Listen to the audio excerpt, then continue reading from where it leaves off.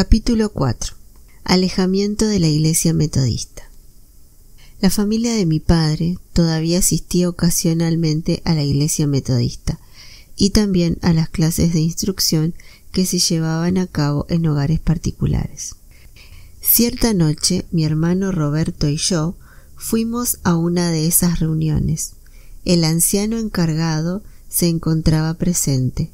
Cuando llegó el turno de mi hermano, éste habló con gran humildad, a la vez que claramente, acerca de la necesidad de hacer una preparación completa para encontrarse con nuestro Salvador cuando vinieran las nubes de los cielos con poder y gran gloria.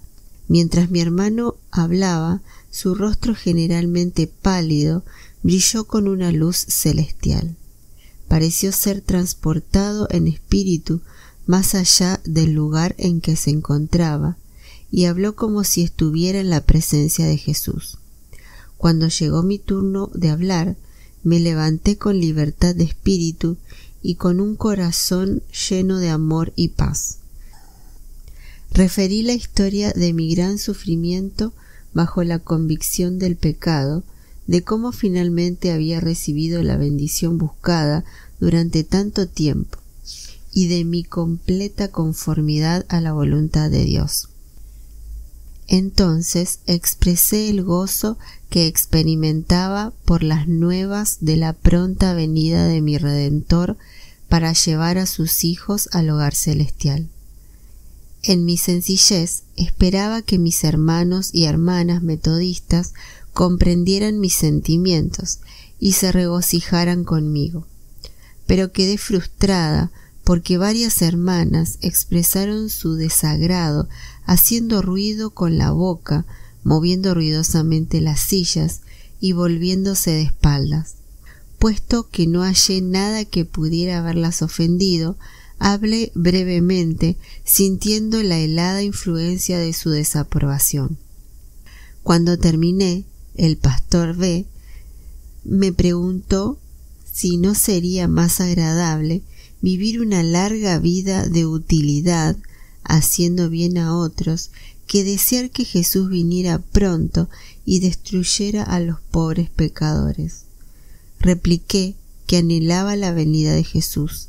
Entonces el pecado llegaría a su final y disfrutaríamos para siempre de la santificación, sin que existiera el diablo para tentarnos y descarriarnos. Luego me preguntó el pastor si yo no prefería morir en paz en mi cama antes que pasar por el dolor de ser cambiada durante mi vida de un estado mortal a uno de inmortalidad. Le respondí que deseaba que Jesús viniera y llevara a sus hijos, y estaba dispuesta a vivir o morir, según fuera la voluntad de Dios, y que podría fácilmente soportar todo el dolor que pudiera sufrir en un momento, en un abrir y cerrar de ojos, que deseaba que las ruedas del tiempo giraran rápidamente y trajeran el día deseado cuando estos cuerpos viles fueran transformados a la semejanza del gloriosísimo cuerpo de Cristo. También expresé que cuanto más cerca vivía del Señor, tanto más fervientemente anhelaba que Él apareciera. Al llegar a este punto, algunos de los presentes dieron muestras de mucho desagrado. Cuando el anciano que dirigía habló a otros en la clase, expresó gran gozo en la anticipación del milenio temporal, cuando la tierra sería llenada del conocimiento del Señor, así como las aguas cubren el mar. Dijo que anhelaba el advenimiento de ese período. Una vez terminada la reunión, tuve la impresión de que las mismas personas que antes me habían tratado con bondad y amistad, ahora me trataban con marcada frialdad.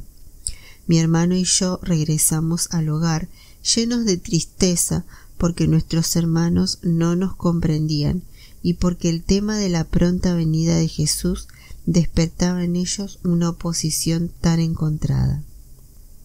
Sin embargo, estábamos agradecidos porque podíamos discernir la preciosa luz y regocijarnos en la esperanza de la venida del Señor. Poco después de estos acontecimientos, volvíamos a asistir a una clase de instrucción. Deseábamos tener la oportunidad de hablar del precioso amor de Dios que nos animaba interiormente. Especialmente yo deseaba hablar de la bondad y la misericordia de Dios que había tenido conmigo. Había experimentado un cambio tan grande que me parecía que era mi deber aprovechar toda oportunidad para testificar del amor del Salvador. Cuando llegó mi turno de hablar, expuse las evidencias que me hacían disfrutar del amor de Jesús, y dije que esperaba con gran anticipación el pronto encuentro con mi Redentor. La creencia que la segunda venida de Cristo estaba cerca había conmovido mi espíritu y me había inducido a buscar con más fervor la santificación del Espíritu de Dios. A esta altura de mi exposición, el dirigente de la clase me interrumpió diciendo: «Usted ha recibido la santificación mediante el metodismo». «Mediante el metodismo, hermana, y no por medio de una teoría errónea». Me sentí compelida a confesar la verdad, que no había sido mediante el metodismo que mi corazón había recibido su nueva bendición, sino por medio de las conmovedoras verdades concernientes a la aparición personal de Jesús. Mediante ellas había encontrado paz, gozo y perfecto amor. Así concluyó mi testimonio, que era el último que había de dar en una clase con mis hermanos metodistas. A continuación, Roberto habló con su característica humildad, y sin embargo, en una forma tan clara y conmovedora que algunas personas lloraron y quedaron muy enternecidas, pero otras tosieron para mostrar su desaprobación y se mostraron muy inquietas. Después de terminada la clase, volvimos a hablar acerca de nuestra fe y quedamos asombrados de que nuestros hermanos y hermanas cristianos no pudieran soportar que se hablara de la venida de nuestro Salvador. Pensamos que si en realidad amaban a Jesús, como decían, no debería molestarles tanto oír hablar de la segunda venida, sino por lo contrario, deberían recibir las nuevas con gozo. Llegamos a la conclusión de que ya no debíamos seguir asistiendo a las reuniones de instrucción. La esperanza de la gloriosa venida de Cristo llenaba nuestras almas y encontraría expresión cuando nos levantamos para hablar. Ya sabíamos que esto despertaba el enojo de los presentes contra los dos humildes niños que se atrevían a desafiar la oposición y a hablar de la fe que había llenado sus corazones de paz y felicidad. Era evidente que ya no podíamos hablar con libertad en esas reuniones de instrucción, porque nuestro testimonio despertaba burlas y provocación sarcástica que percibíamos al final de las reuniones y procedentes de hermanos y hermanas a quienes habíamos respetado y amado. Por ese tiempo, los adventistas llevaban a cabo reuniones en Beethoven Hall. Mi padre y su familia asistían regularmente a ellas. Se pensaba que la segunda venida de Cristo ocurriría en el año 1843.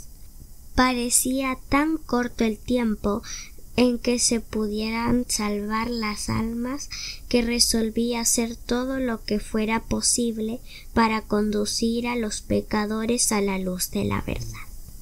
Pero parecía imposible que una persona tan joven como yo y de salud débil pudiera efectuar una contribución importante en esa obra grandiosa.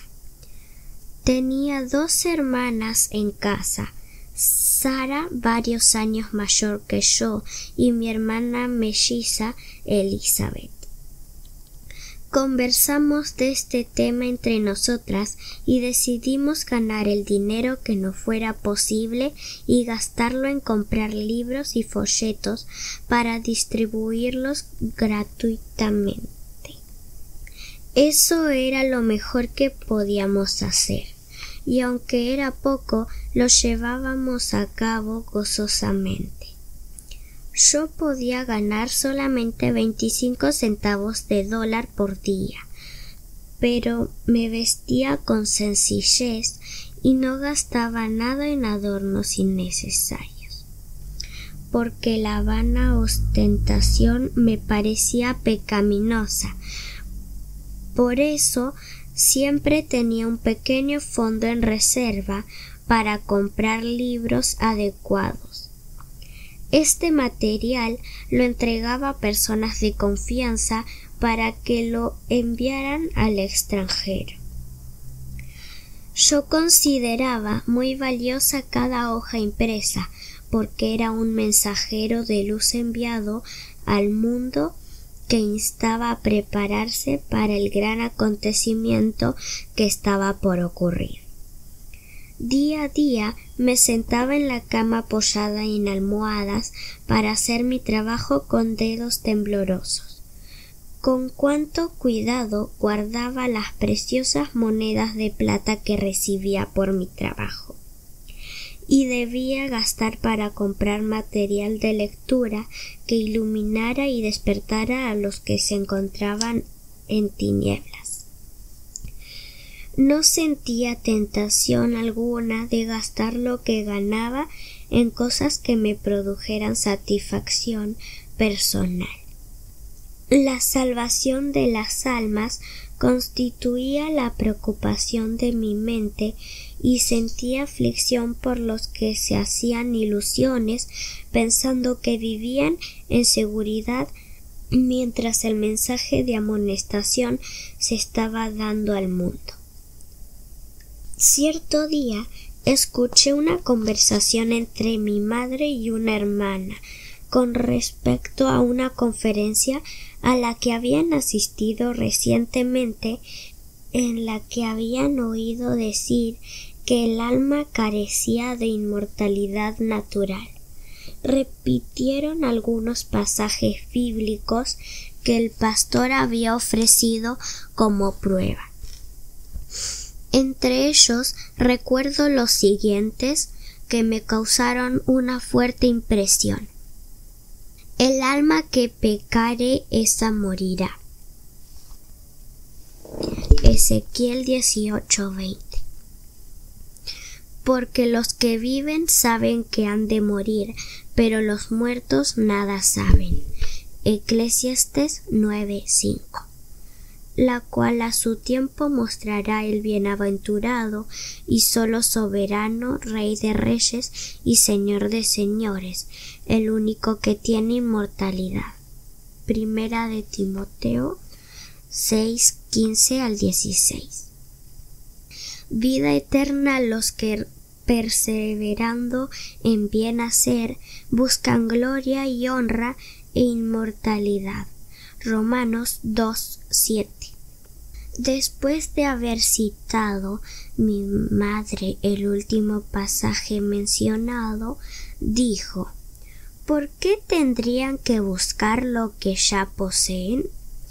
Escuché esas nuevas ideas con un interés profundo y doloroso. Cuando quedamos solas con mi madre, le pregunté si realmente creía que el alma no era inmortal. Respondió que le parecía que habíamos estado creyendo el error acerca de ese tema, como también otros. Pero mamá, le dije, ¿cree usted realmente que el alma duerme en la tumba hasta la resurrección? ¿Cree usted que el cristiano cuando muere no va inmediatamente al cielo o el pecador al infierno? La Biblia no proporciona ninguna prueba de que existe un infierno que arde eternamente, contestó. Si existiera tal lugar, tendría que ser mencionado en la Sagrada Escritura. Pero mamá, exclamé asombrada, esta es una extraña forma de hablar. Si usted en realidad cree en esa extraña teoría, no se lo diga a nadie, porque temo que los pecadores obtengan seguridad de esta creencia y no deseen nunca buscar al Señor.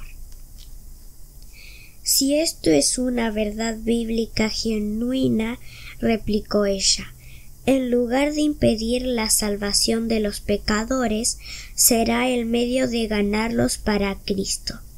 Si el amor de Dios no basta para inducir a los rebeldes a entregarse, los terrores de un infierno eterno no los inducirán al arrepentimiento. Además, no parece ser una manera correcta de ganar almas para Jesús, apelando al temor abyecto, uno de los atributos más bajos de la mente.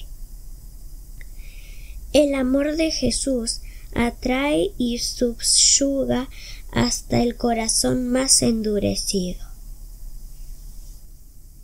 Varios meses después de esta conversación, volví a oír algo más acerca de esta doctrina, pero durante ese tiempo había tenido la mente muy preocupada con el tema. Cuando oí predicar acerca de él, creí que era la verdad. Desde el momento en que mi mente se iluminó con la enseñanza acerca del estado de los muertos, desapareció el misterio que había rodeado la resurrección, y ese gran acontecimiento se revistió de una importancia nueva y sublime.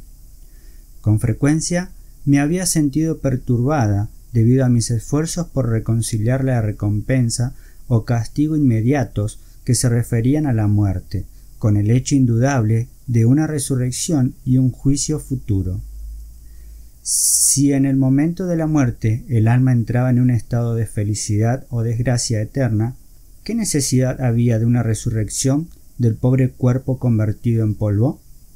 Pero esta nueva fe me enseñó la razón por la que los autores inspirados se habían explayado tanto en el tema de la resurrección del cuerpo.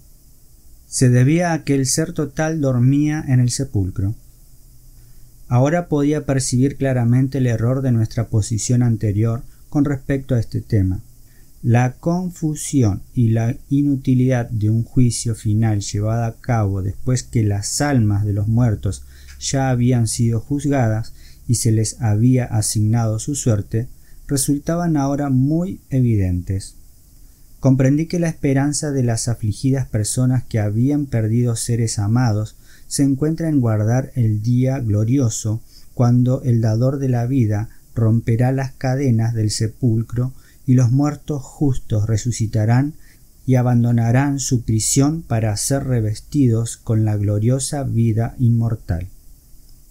Nuestra familia se interesaba en la doctrina de la pronta venida del Señor. Mi padre era considerado desde hacía mucho tiempo una de las columnas de la iglesia metodista en el lugar donde vivíamos, y también las personas que componían el resto de la familia habían sido miembros activos.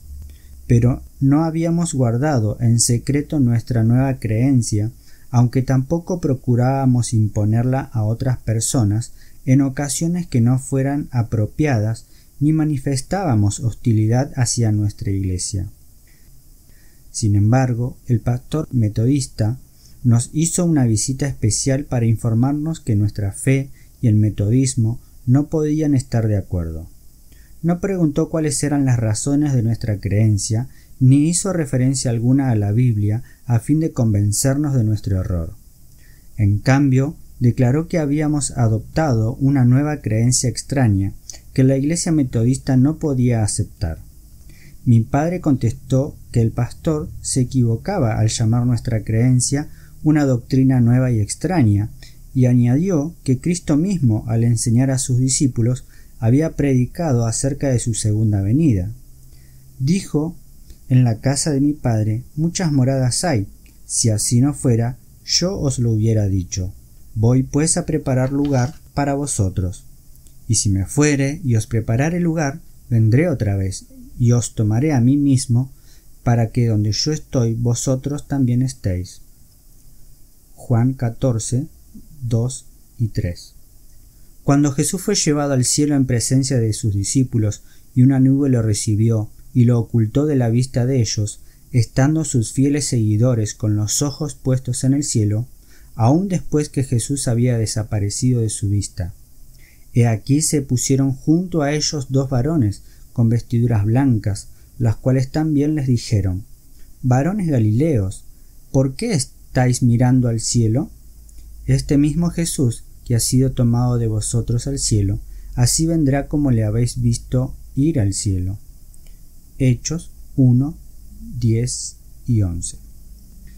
Mi padre continuó diciendo: El inspirado apóstol escribió una carta para animar a sus hermanos de Tesalónica, en la que les dijo: Y a vosotros que sois atribulados, daros reposo con nosotros, cuando se manifieste el Señor Jesús desde el cielo con los ángeles de su poder, en llama de fuego, para dar retribución a los que no conocieron a Dios, ni obedecen el Evangelio de nuestro Señor Jesucristo, los cuales sufrirán pena de eterna perdición, excluido de la presencia del Señor y de la gloria de su poder, cuando venga en aquel día para ser glorificado en sus santos y ser admirado de todos los que creyeron.